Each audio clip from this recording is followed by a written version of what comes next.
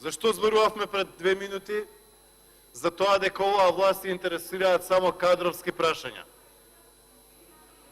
Што е сега следнава точка? Повтор на кадровски прашања.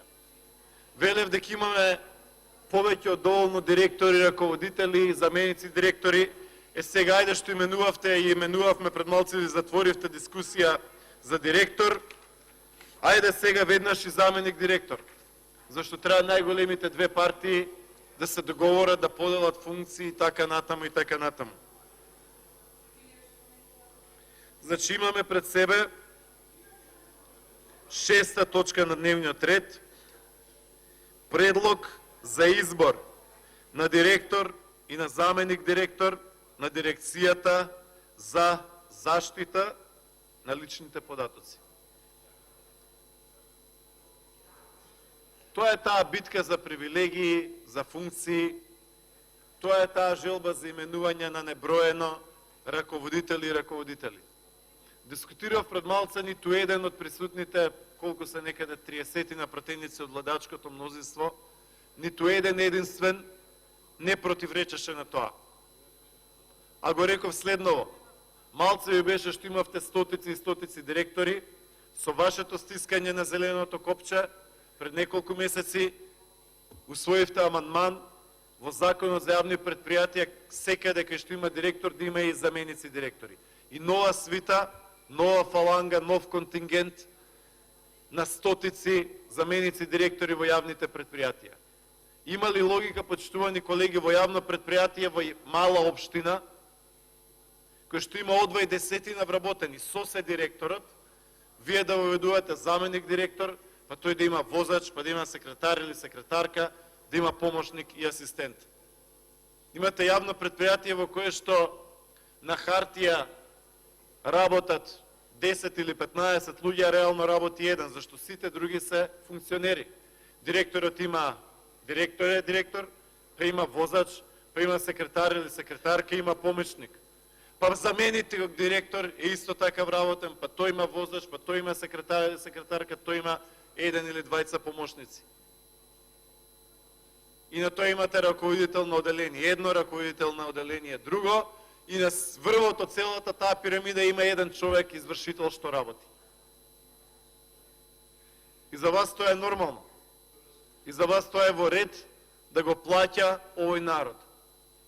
Затоа, почитувани присутни, затоа е прилично провидна работата, во која што од седница пленарна, во која што имате 125 точки на дневен ред. Првите 10-90% да ви бидат за кадровски прашања. И тоа не било какви кадровски прашања, сите ви се за директори, раководители, за заменици директори. Ја ќе ви кажам последните 2 точки и наредните 2 точки. Еве ја 5-та точка, велите: предлог за именување на директор и на заменик на директорот на Агенцијата за заштита на правото на слободен пристап до информации од јавен карактер. Тоа е 5-та точка од 125, а демек за граѓаните. Понатаму имате 6-та точка, велите: предлог за избор на директор и на заменик директор, секако класика, на дирекцијата за заштита на личните податоци. Што ви е следна точка? Следна точка ви е предлог на одлука за именување на директор на Агенцијата за квалитет на високото образование. Нова кадровска точка. Велите 8-ма точка на страна 2 од денешниот дневен ред. Господин Горчев, тоа е моја работа, не е ваша работа. Јас како модератор ги читам точките. Вие ги читате, но јас... имате предлог Игор Кузевски да биде избран за заменик директор на дирекција заштита на лични податоци. Така е, Мисовски. Сакам да ве замолам да се држиме на точката. Јас можам да ја зборувам слободно, како слободен човек, што сакам. Не ви пречам, тоа него сепак според деловникот сме обврзани да говориме по точката и на пречите втор пат. Да. сега, господине Мисовски, со набројувањето на овие ваши точки, јас само ги разобличувам вашите приоритети, затоа што јасно е дека вас приоритети ви се кадровските прашања, избори и именувања. Што тоа ние дискутираме последниве 2 сата? Само кадровски прашања и ништо друго. Директори и заменици директори. И сите до еден ви се партиски решенија.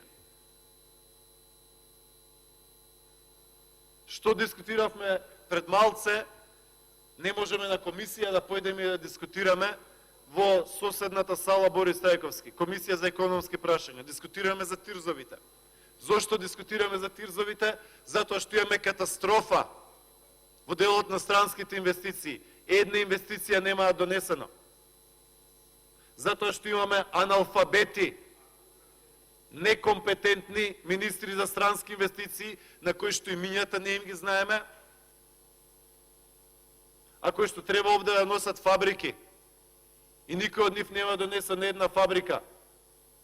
Затоа што треба да се убедуваме дека господјата од НСДП, што е министерка на која што 2 години името не го знаеме, треба да кажуваме дали е подобра или не од Джери Неумов или Веле Самак или Бил Павлевски, кои што доаѓаат едниот од Харвард, другиот од корпорациите и компаниите во Чикаго, а третиот од Майкрософт и од Сиетл. Затоа што треба да именуваме почитувани присутни овде луѓе кои што не сме ги виделе. И само кадровски прашања ве интересираат, затоа што на сите прашања одите со партиски луѓе кои што после нема да испорачаат резултат. Да, апсолутно. Затоа што, почитувани присутни, сега пред малце во Комисијата за економски прашања зборуваме за фискални импликации од 93 милиони денари, 1,5 евра. Зашто? За економски канцеларии. Колку економски канцеларии? 3. Ефикасност на тие економски канцеларии? Никаква. Кој ќе биде во тие економски канцеларии? Луѓе од партиски списоци.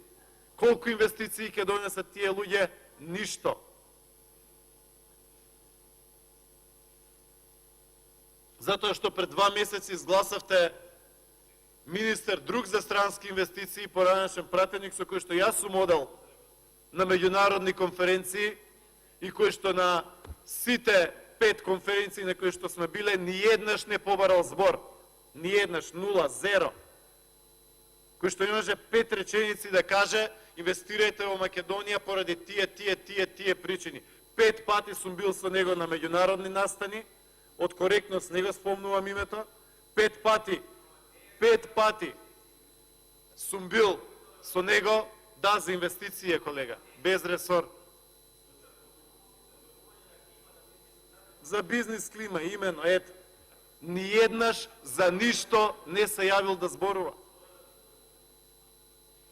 Така, имено за бизнес климата. Ниеднаш не се јавил за збор. Затоа што, почитувани присутни, именуваме луѓе тука во овие агенции, дирекции и така натаму, на кои што прв допир со темата ќе им биде влегување таму. Прв пат ќе влезат и прв пат ќе прочитаат реченица од таа тема која ќе станат директори или заменици директори. И после тоа ќе велиме ни бегаат младиве, не носат инвестиции, па нема да носат.